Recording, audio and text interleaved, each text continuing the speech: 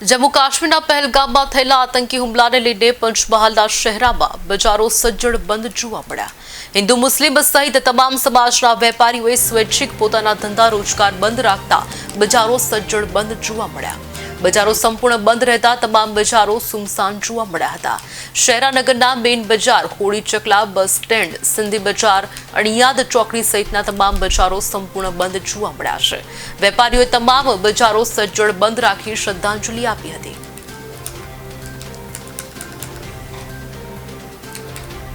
નૃશંસ હત્યાકાંડ આચર્યો તેના વિરોધમાં શહેરા સમગ્ર હિન્દુ અને મુસ્લિમ સમાજે બંધ પાડ્યો છે અને શહેરા હિન્દુ અને મુસ્લિમ સમાજ સખત શબ્દોમાં તેને વખોડી કાઢે છે અને આવું ફરીથી ન બને તે માટે સરકારને પાકિસ્તાન પર પગલાં લેવાનું કહી રહ્યા છીએ।